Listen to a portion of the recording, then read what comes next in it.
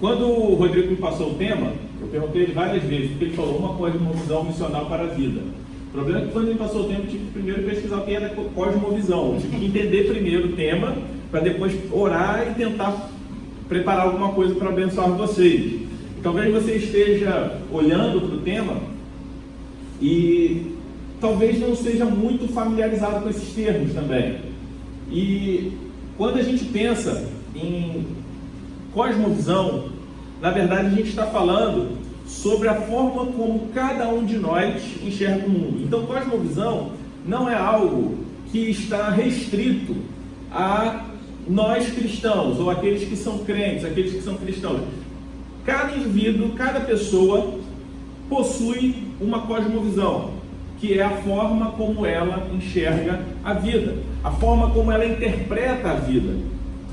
E a cosmovisão ela é construída, né, pelos nossos valores, os nossos conceitos ideológicos, a nossa origem familiar, nosso histórico familiar, a sociedade, o tempo que a gente vive, né, a época que a gente vive. Tudo isso constrói uma cosmovisão e cada um de nós interpreta e enxerga a vida de uma forma. É impossível estar aqui nesse mundo, viver aqui no mundo, sem ter uma cosmovisão.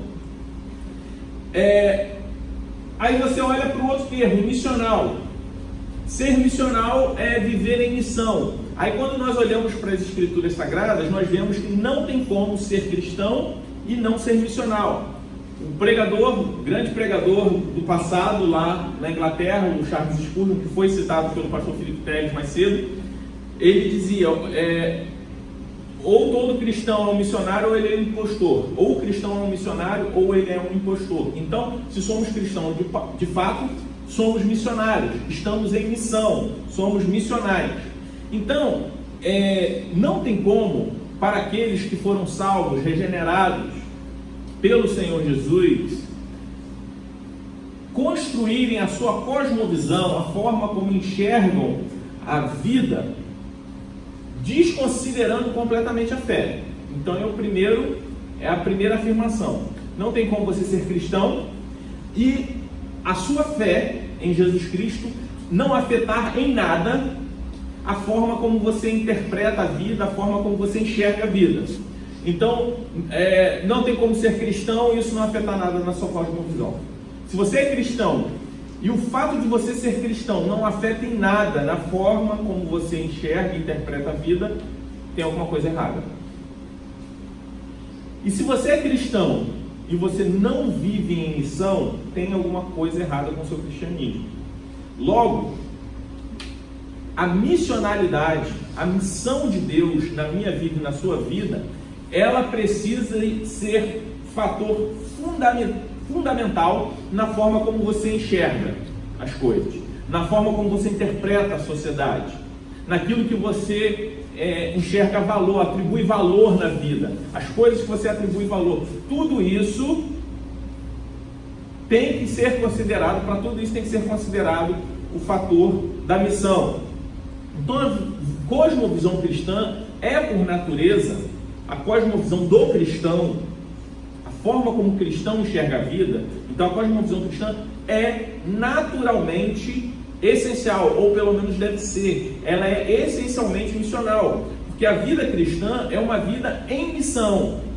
A salvação, irmãos, não é algo estático, que, por exemplo, fui lá, ouvi a mensagem do Evangelho, fui alcançado pela graça, fui convertido no Senhor Jesus Cristo, me converti ao Senhor Jesus Cristo, e isso daí vai gerar uma vida estática. Eu vou viver paradão na minha, só esperando Jesus voltar ou Ele me levar para viver na eternidade com Ele. Não, a salvação ela é dinâmica, a salvação ela não é estática. Enquanto estamos aqui, já fomos salvos, mas ainda estamos sendo salvos porque estamos no processo de regeneração e estamos caminhando em missão. Estamos militando pela causa do Evangelho. Então, a cosmovisão cristã é uma cosmovisão missional.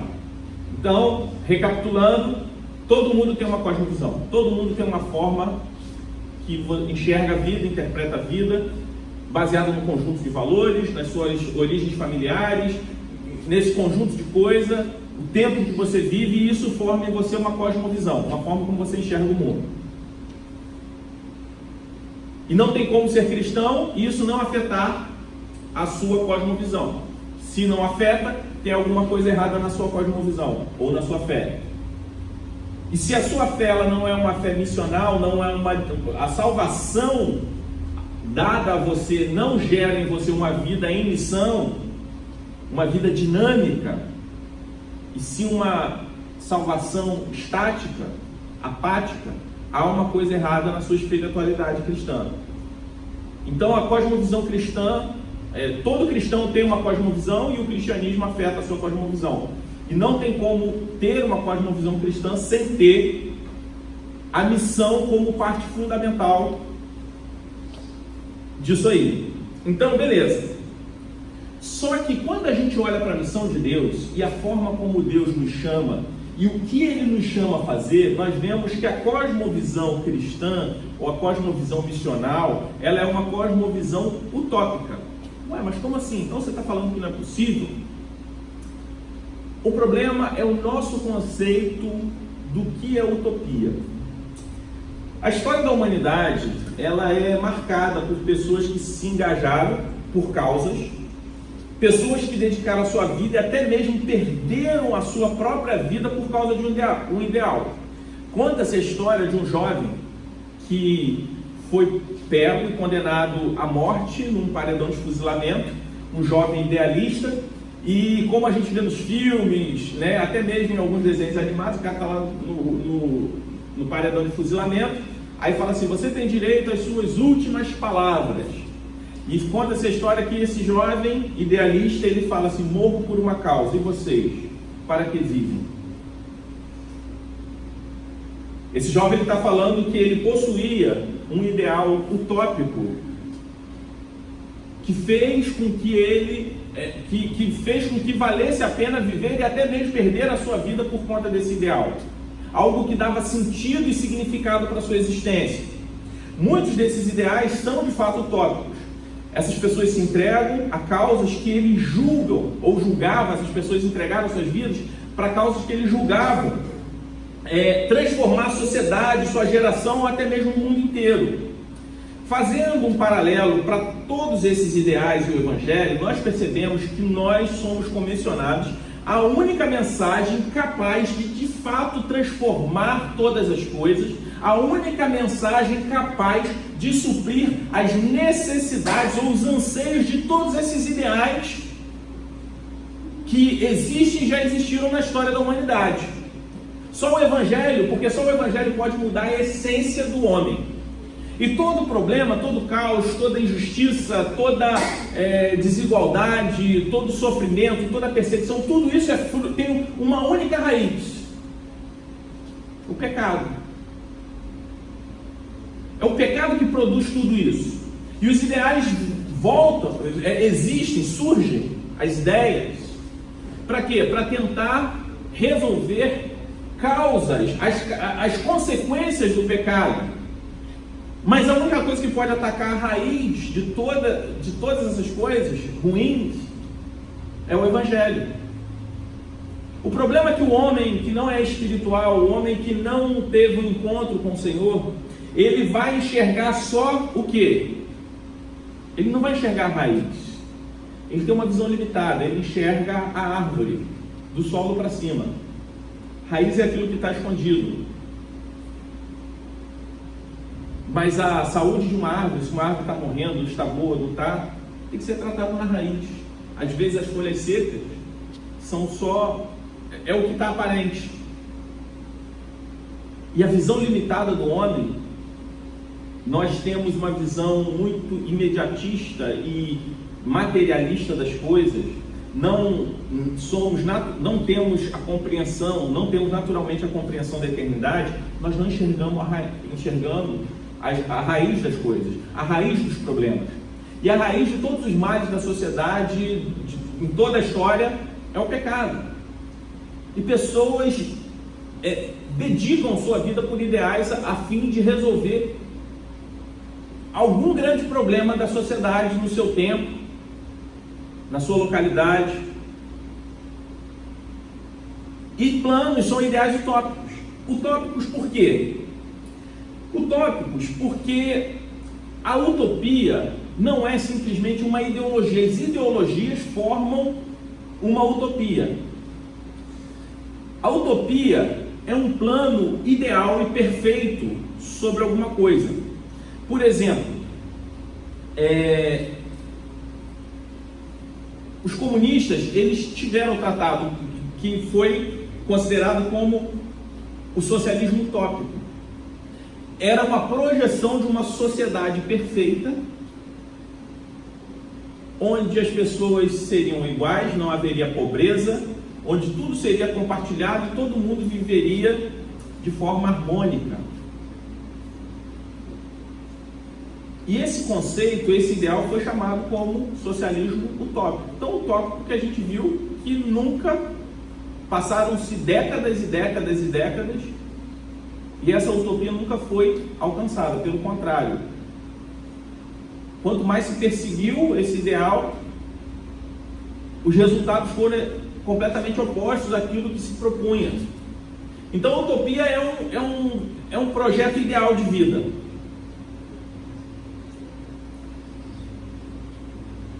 Quando nós olhamos para a nossa caminhada aqui cristã, nós precisamos entender que as coisas do reino de Deus devem ocupar um papel central da nossa agenda. E quando a gente tem essa compreensão, a gente precisa entender que o reino de Deus ter um papel central na nossa existência não pode ser para nós um peso, não pode ser encarado para a gente como um sacrifício. Às vezes ouvimos isso nas pregações, como se Deus estivesse detonando nossa vida, como se Deus fosse um estraga-prazeres, estragando os nossos planos, nos maltratando em prol da vontade dele. O projeto de Deus, a sua vontade, é uma demonstração do amor e cuidado dele para com as nossas vidas. Uma demonstração do seu desejo que tudo vá bem conosco. Então, a utopia e a cosmovisão missional, ela é utópica. Mas o fato dela ser utópica, eu vou explicar por que é utópica.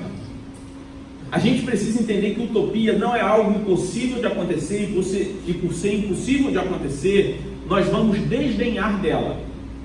A utopia também, porque todos aqueles que têm um ideal utópico, mesmo sabendo que aquele objetivo é praticamente inalcançável, nenhum deles desdenhou desse ideal. Pelo contrário, dedicaram a sua vida a ponto de sacrificar a sua vida por ele.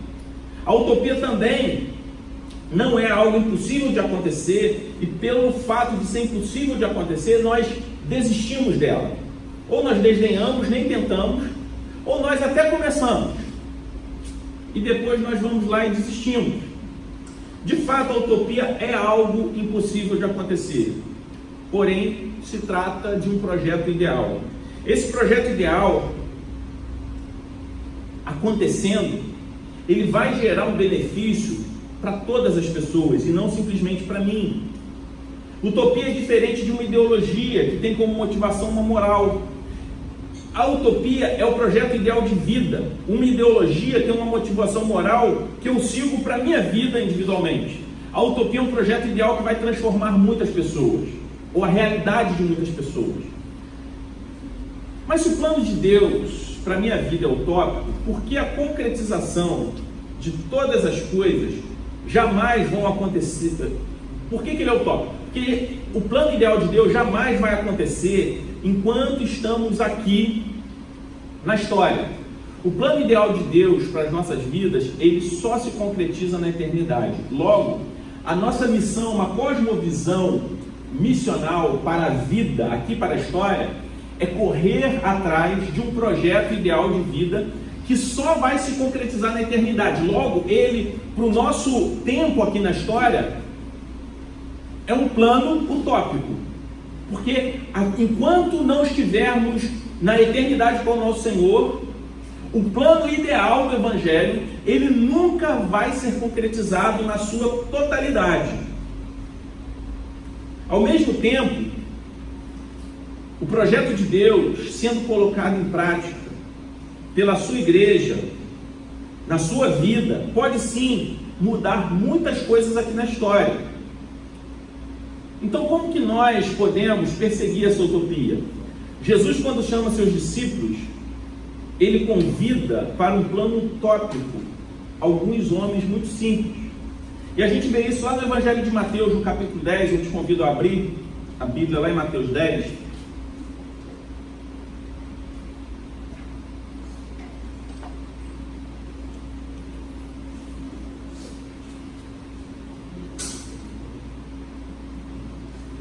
Mateus 10. Deixe sua Bíblia aberta nesse capítulo do Evangelho. Eu vou ler primeiro só o versículo 1, que diz assim: chamando seus 12 discípulos, deu-lhes autoridade para expulsar espíritos imundos e curar todas as doenças e enfermidades. Vamos parar aqui só um minutinho. Primeiro, Deus aqui ele está chamando seus 12 discípulos não simplesmente para uma missão específica. Ele está chamando os seus primeiros 12 discípulos para iniciar a missão que todos nós estamos incluídos. E a primeira característica desse chamado é que o chamado de Jesus ele é extraordinário. Ele chama homens simples para realizar obras extraordinárias, expulsar espíritos imundos e curar todo tipo de doença. Primeiro, se você olhar, se você colocar assim, estudo bíblico, né? Tem até um memezinho de internet que o pessoal bota, Luz Igreja, tem lá, estudo bíblico, toda, sei lá, segunda-feira à noite, aí uma fila praticamente vazia. E o outro, cura, libertação, do lado uma placa e uma fila quilométrica na porta da igreja. Essa noite de expulsar espíritos imundos, essa noite de que vemos com a maior diversidade de nomes hoje em dia, noite do descarrego, seja lá o que for, é algo que traz popularidade. É como se fosse quase que um paganismo cristão.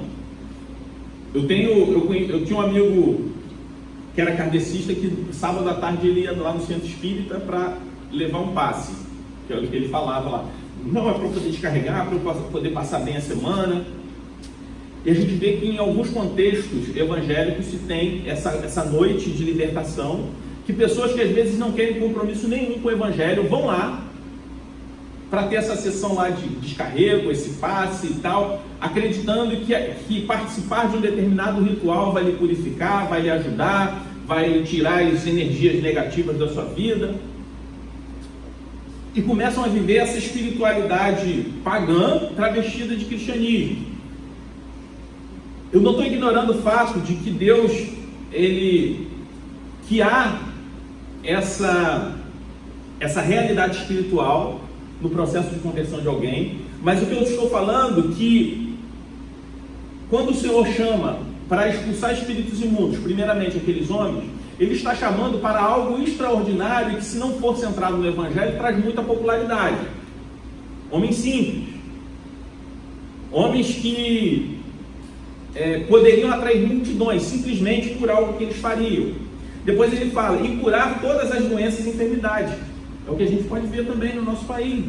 Noite de cura, ou ambientes que promovem curas milagrosas. Nós vimos recentemente o caso de um homem, um médium, que não era cristão, um médium espírita, que enriqueceu e que conseguiu que toda uma cidade, no estado de Goiás, toda a economia da cidade fosse em função daquela casa espírita que ele mantinha para operar curas milagrosas na vida das pessoas. Pior, esse homem, na última reportagem que eu vi, ele está sendo acusado de abusar de mais de 500 mulheres.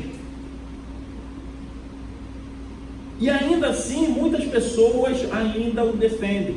Muitas pessoas ainda não querem acreditar em tudo que ele fez. Não é uma ou duas pessoas acusando, mas mais de 500 mulheres. Por quê? Porque curas milagrosas também... A cura milagrosa também é algo que traz popularidade, traz o sucesso. Jesus não estava chamando aqueles homens para o sucesso, mas na missão que ele estava atribuindo àqueles homens, o Senhor Jesus ele estava empoderando aqueles homens, ou dando autoridade àqueles homens, para a realização de obras extraordinárias naquele tempo. Aí o Senhor Jesus, ele continua falando com aqueles homens. Eu queria pular lá para o versículo 37, que é onde eu quero me apegar mais com vocês, que aí o Senhor Jesus, ele começa a explicar como seria a caminhada daqueles homens.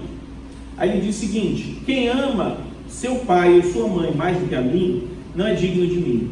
Quem ama seu filho ou sua filha mais do que a mim, não é digno de mim. Quem não toma a sua cruz e não me segue, não é digno de mim. Quem acha a sua vida, a perderá. Quem perde a sua vida por minha causa, a encontrará. Esse é o trecho do Evangelho onde nós vemos a narrativa, onde Jesus chama os seus discípulos. Jesus simplesmente não chama aqueles homens para ter uma vida melhor. Deus escolhe aqueles homens para viver em missão. E assim como Jesus chamou aqueles homens para uma missão, e não simplesmente para lhe dar uma vida melhor, Jesus também nos chamou não simplesmente para ter uma vida melhor. Jesus nos chamou para uma missão. Porque o mesmo chamado, claro, com atribuições, funções diferentes, mas o mesmo chamado que o Senhor fez para aqueles homens, Ele faz para cada um de nós também, que é o chamado para uma vida em missão. E Jesus, ele mostra para aqueles homens qual seria a forma como eles deveriam olhar a vida dali para frente. Jesus, ele fala que o chamado era extraordinário, mas que ao mesmo tempo que seria extraordinário, eles seriam perseguidos, como você pode ver no versículo 17, por exemplo. Aí do capítulo 10. Que eles seriam traídos. Que eles passariam por perseguição. Que eles não seriam bem recebidos em algumas casas. Que a vida deles entraria em risco. Mas que para viver essa nova vida com Ele, eles precisavam enxergar a vida de uma forma diferente, como nós vimos do versículo 37 a 39. Você tem que colocar em ordem os seus amores. O Senhor Jesus desafia aqueles homens a colocar em segundo plano as 3 coisas que todos nós mais amamos na vida. E a nossa cosmovisão natural, sem Cristo, é interpretar a vida considerando essas 3 coisas que nós amamos acima de tudo. Primeiro, a nós mesmos. Porque o Senhor Jesus fala: quem ama, quem não toma a sua cruz e me segue não é digno de mim. Quem acha a sua vida, perderá. Quem perde a sua vida por minha causa, a encontrará. Então, a coisa que nós mais amamos na nossa vida, a nós mesmos. E quando nós formamos a nossa cosmovisão, a forma como nós vamos interpretar a vida, primeiro, nós consideramos o amor próprio. E o Senhor Jesus fala: não, a ordem inverte. Primeiro, o seu amor próprio tem que ir para segundo plano. Aí aí você pensa assim: não, eu amo a mim mesmo. Todos nós nascemos, somos egocêntricos. Aí todo mundo nasce, claro, com suas exceções, às vezes com histórias de vida difíceis, mas naturalmente nós nascemos. Qual é o nosso primeiro amor? São os nossos pais. Aí o Senhor Jesus fala: seus pais também têm que ir para segundo plano. Aí para quem é pai e mãe, não tem amor maior do que o amor que nós temos pelos nossos filhos, né? Nós ficamos encantados com a paternidade, com a maternidade. Aí o Senhor Jesus fala também para o segundo plano: o seu amor ao seu pai, à sua mãe, aos seus filhos, e até o amor que você tem a si mesmo, tem que ficar em segundo plano. Acima de tudo, agora a forma como vocês precisam interpretar a vida é me amando acima de todas essas coisas. Então o amor a Deus é a base de uma cosmovisão cristã em missão. Porque o Senhor Jesus, ele fala para esses homens sobre essa base após explicar a missão para eles. Um amor maior do que o amor de pai e mãe, um amor maior do que o amor que temos pelos filhos, e amar mais a Deus do que nós amamos a nossa própria vida. Então, nós vemos Jesus desafiando não somente aqueles homens, mas a nós também, para esse projeto utópico. Utópico sob o ponto de vista humano. Porque para qualquer ser humano, amar outra coisa mais do que a si mesmo, mais do que seus pais e seus filhos, é algo utópico, naturalmente impossível. O nosso amor a Deus acima de todas as coisas é fruto da graça, é obra do Espírito Santo de Deus em nós. Só que quando nós olhamos para isso, a cosmovisão cristã ela já é desafiadora, porque começa mexendo nas bases da nossa existência, porque troca a ordem dos nossos amores. Mas se nós desanimarmos da missão pelo fato de que o projeto de Deus ele é utópico para a nossa história, para a nossa existência, porque a mensagem do Evangelho ela é capaz de mudar o mundo inteiro, mas ainda assim nós sabemos que muitos não vão crer e a gente desanima ou desiste dela, nós perdemos a oportunidade, talvez não de mudar o mundo inteiro, mas nós deixamos de mudar o nosso bairro, deixamos de mudar a nossa família, a sociedade que a gente vive, ou perdemos a oportunidade de mudar a realidade da vida de pelo menos uma única pessoa. Cada pessoa tem um pensamento utópico para resolver os problemas, todos os problemas do mundo, no Brasil, nas cidades. A mensagem do Evangelho, nós sabemos que se todo mundo crer, muda o mundo inteiro, mas por sabermos que muitos não vão crer e a gente deixar de pregar, a gente perde a oportunidade de transformar a vida de uma pessoa. Todo pensamento, todo ideal global precisa ter um desdobramento local. É o que eu estou querendo dizer? Por exemplo, se eu clamo por justiça, às vezes a gente olha para o nosso STF, para o judiciário brasileiro, e a gente desanima diante das decisões controversas que nós vemos eles tomar. E nós temos um projeto, julgamos que é um projeto melhor do que essas pessoas que estão tomando decisões. Aí a gente olha assim, a Suprema Corte Brasileira é muito injusta, então vou desistir da injustiça. Não, antes de clamar por justiça, eu devo buscar ser uma pessoa justa. Se eu clamo por paz, que a minha cidade está violenta, e sei que eu não sou capaz de sozinho mudar, acabar com a bandidagem da minha cidade, isso não pode fazer com que eu desista de clamar pela paz. Mas antes de clamar pela paz, eu devo antes buscar ser um pacificador. Se eu protesto contra a corrupção, eu preciso anular a corrupção que mora dentro de mim, a corrupção do meu caráter. Por mais que eu saiba que a corrupção no Brasil ela pode diminuir, mas ela nunca vai acabar completamente, eu não posso deixar de ser um praticante ou um militante da honestidade, a começar pela minha própria vida. E Deus tem um projeto para a humanidade, e esse projeto envolve eu e você. E para esse projeto acontecer, nós precisamos entender dois aspectos desse plano utópico, dessa cosmovisão missional para a vida que é utópica. Duas afirmações utópicas. A primeira, eu devo ser igual a Jesus. Olhando para a nossa história, nós podemos ser exatamente iguais a Jesus? A gente pode ser exatamente igual a Jesus? Mas por que Paulo fala, sendo meus imitadores, assim como eu sou de Cristo?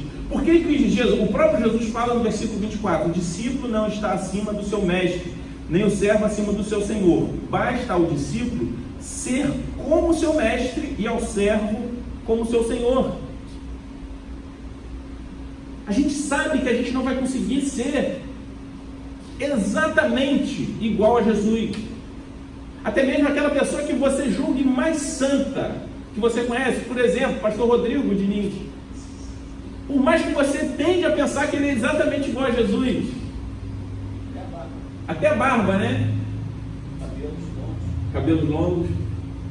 Jesus era judeu, usava kippah naquela época, você já está com kippahzinho aqui. Já está usando. A gente sabe que a gente não vai ser completamente igual a Jesus. Mas sabemos que isso não é possível. Mas apesar de não ser possível ser exatamente igual a Jesus, nós devemos viver em função disso. É disso que o apóstolo Paulo fala: sede meus imitadores, assim como eu sou de Cristo. É disso que o Senhor Jesus está falando no versículo 24. É impossível sermos exatamente igual a Jesus Cristo. Essa afirmação, devemos ser igual a Jesus, ela é utópica, porque enquanto não estivermos na eternidade livres da presença do pecado, isso não vai ser possível. Mas o fato de não ser possível, nós não podemos desanimar de perseguir esse ideal, nós não podemos desistir de perseguir isso. Nós precisamos viver em função disso. Nós aprendemos a ser gente por imitação. As minhas filhas falam português porque elas nasceram no Brasil e não por transferência genética. Porque elas veem os seus pais, seus familiares falando português. Uma criança, filho de um casal nordestino, fala com sotaque nordestino, não é porque tem algum elemento genético na região que transfere isso para a vida das pessoas, elas nascem falando com sotaque, mas porque elas aprendem a falar com aquele sotaque. Então, nós aprendemos a ser gente por imitação. E se nós não imitamos a Cristo, nós vamos imitar alguém. Se não imitamos a Cristo, ainda, aqueles que ainda não são tão maduros na fé, que estão no início da sua caminhada, essas pessoas podem imitar alguém que imita Cristo, como Paulo diz: sede meus imitadores, assim como eu sou de Cristo. Para que aquelas pessoas possam alcançar a maturidade da fé e imitarem a Jesus Cristo. E se nós não estamos imitando a Cristo, nós estamos sendo alguém que Deus não quer que sejamos. Cristo deve ser o nosso paradigma de gente. Se eu não imito a Cristo, nem a ninguém que imita a Cristo, eu me torno uma pessoa diferente do projeto de Deus para a minha vida. Então, como isso é possível? Cultivando uma relação com o Espírito de Deus. Assim, nós somos moldados à semelhança dele. O pecado nos afasta de Deus, nos traz a sensação de distância de Deus. O que nós devemos fazer? Existe um único caminho, que é o arrependimento. Arrependimento sempre. A partir desse momento em que nós entendemos que arrependimento é o caminho para andarmos nessa direção, nessa afirmação utópica que nós devemos ser igual a Jesus, a partir daí a pergunta muda. A pergunta não é simplesmente se eu estou imitando a Jesus, mas se eu estou sendo alguém, se eu estou sendo uma pessoa cujo alguém pode me imitar porque eu imito a Cristo. Eu posso ser uma boa referência para alguém me imitar, para alguém conhecer a Jesus. Não tem outro jeito de ser cristão. Se existe alguma coisa que você tem e você não pode deixar essa coisa para seguir a Jesus, então você não tem essa coisa. Mas é essa coisa que tem a você. Se você tem alguma coisa que atrapalha o seu relacionamento com Deus, na verdade você não tem nada, você é tido. Alguma coisa, por exemplo, que te impede de estar dominicalmente congregando com a sua igreja local.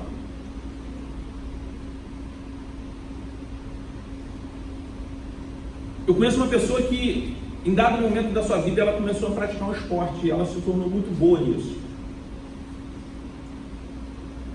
E ela começou a praticar de forma muito intensa, e essa prática desse esporte, que começou apenas como hobby, depois ele começou a participar de competições, começaram a afetar a sua regularidade com a sua igreja local.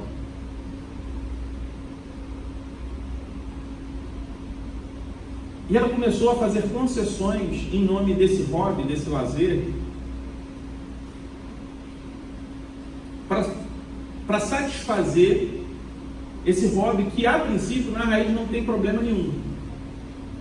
Mas todo ídolo, ou boa parte dos ídolos que nós temos, são coisas boas que o Senhor nos dá, que são mal administradas.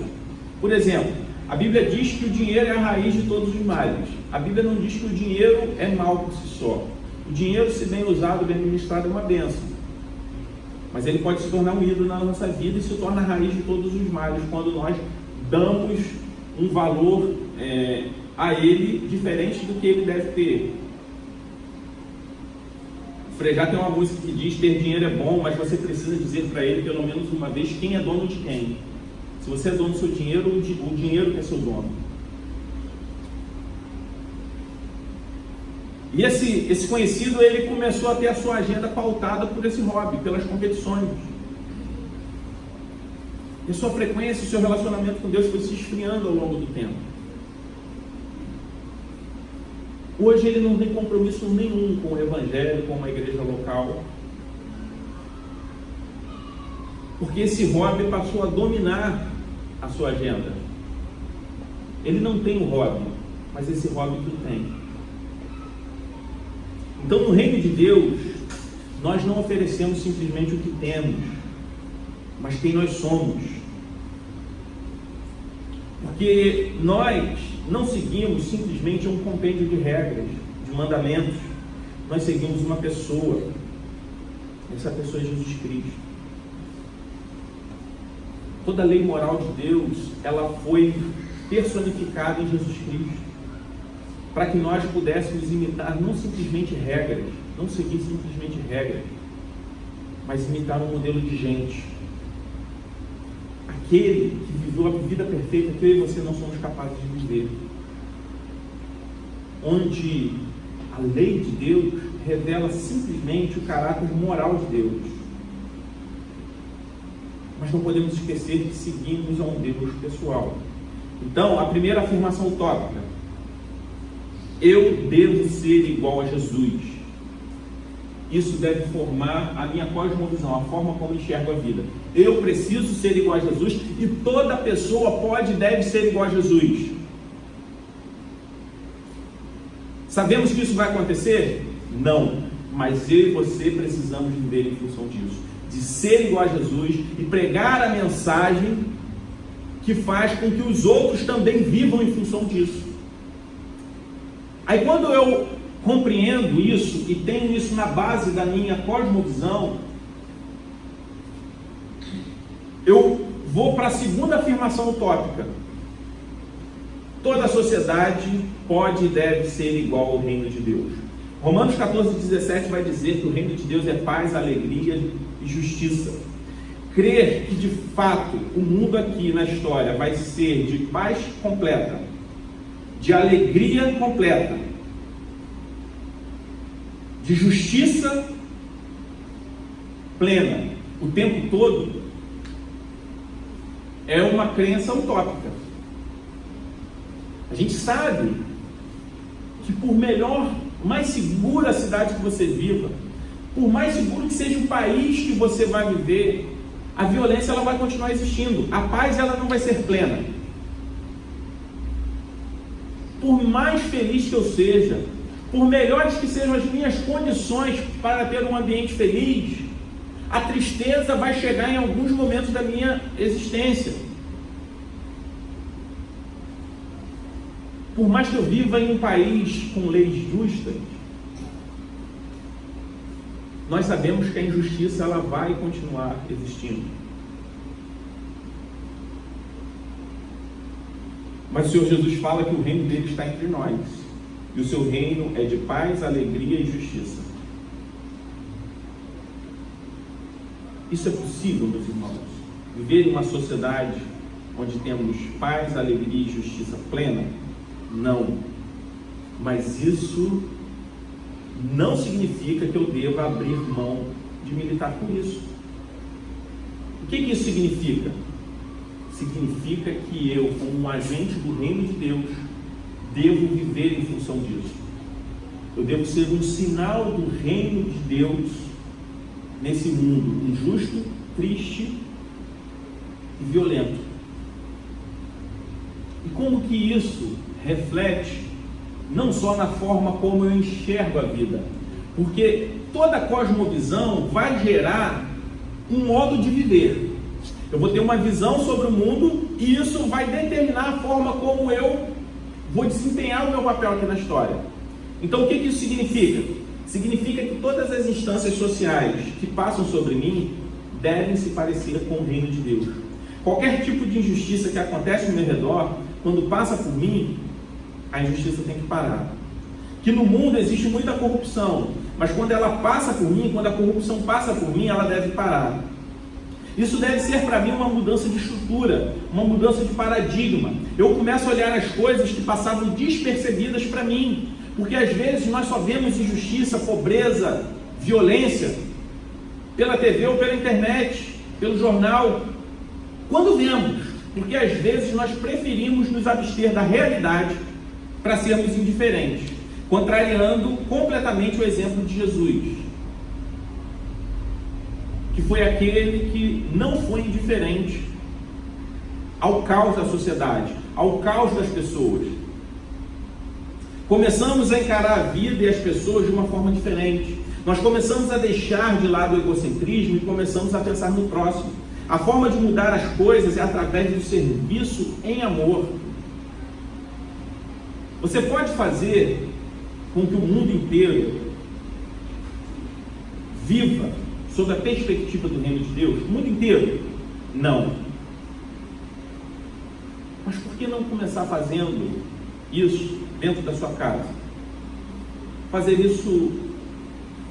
Fazer um pedaço do reino de Deus lá, no seu trabalho, da sua sala de aula, como o reino de Deus. Por isso você precisa olhar para o chamado de Deus, para os seus discípulos, para a sua vida, e acreditar verdadeiramente e aplicar para ela. Porque às vezes nós olhamos para a missão, nós olhamos para a missão de Deus,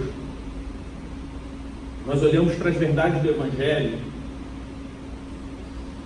dizemos crer com as palavras, mas negamos com as nossas atitudes. Eu tinha um professor no seminário que ele sempre contava uma história. Ele era professor de homilética, né, que é a disciplina que fala sobre pregação. Ele conta uma história, né, claro que deve ser verídica, mas de uma cidade em que um pastor foi para lá plantar uma igreja. Ele estava pastoreando essa igreja e ali pregando todo domingo, e a igreja sempre vazia. Algum tempo depois do início do trabalho, e esse pastor lá militando e nada acontecia. A uma quadra da igreja abre um circo. Talvez você já tenha escutado essa história. Abre o circo. No primeiro domingo, o circo bombando. Segundo domingo, fila na porta. Terceiro domingo, abriu uma segunda sessão porque já estava impossível de administrar. Depois, as duas sessões lotadas, fila e tal. Mas o que é isso, cara? A sessão do circo é no mesmo horário. Então não é problema de violência, não é deslocamento, porque está aqui pertinho. Por que o circo está lotado e a igreja está vazia? Aí ele foi pesquisar e descobriu porque lá tinha um palhaço muito bom. Aí ele foi e falou assim, o sucesso do circo é o palhaço. Aí ele foi, ligou para o circo, falou com a secretária do palhaço, marcou um gabinete com o palhaço. Aí foi lá, palhaço, estou precisando de aconselhamento. Aí o pastor foi lá se aconselhar, marcou um gabinete com o palhaço, foi lá. Aí falou com o palhaço, aqui seu palhaço, esse negócio é o seguinte, sou pastor aqui, estou plantando essa igreja, tem uma igreja vazia, pregando, divulgo, tem página no Facebook, no Instagram, postagem patrocinada, distribuindo um copinho d'água no sinal, o pessoal vem, não fica, e não enche a igreja, e você aqui, cara, só armou a tenda e as pessoas estão vindo e não para de chegar gente, o que está acontecendo? Aí o palhaço fala assim, o problema é que eu conto as minhas mentiras, as piadas, né, como se fossem verdade. Você conta as suas verdades como se fossem mentiras, parecendo que você não está crendo nela. E às vezes nós dizemos crer naquilo que nós pregamos, mas negamos com a nossa existência. O Senhor, Ele nos chama para uma missão, Ele nos escolhe com uma missão e nos diz que nós somos embaixadores encarregados de levar uma mensagem que pode transformar o mundo inteiro. E nós nos abstemos de fazer aquilo que o Senhor Jesus mandou a gente fazer, embora a gente diga que crê nisso. Na prática a gente demonstra que de fato não cremos. Para a gente encerrar, eu queria citar um filósofo contemporâneo, morreu há pouco tempo, chamado Eduardo Galeano. Ele não era cristão, que ele fala sobre utopia. Talvez você tenha ficado sacado, pô, pastor, esse maluco falando que a missão é utópica, que a maneira cristã de se enxergar a vida é utópica, é impossível. Eduardo Galeano, ele define a utopia o seguinte: a utopia está lá no horizonte, me aproximo 2 passos e ela se afasta 2 passos, caminho 10 passos e o horizonte corre 10 passos, por mais que eu caminhe, jamais alcançarei. Para que serve a utopia?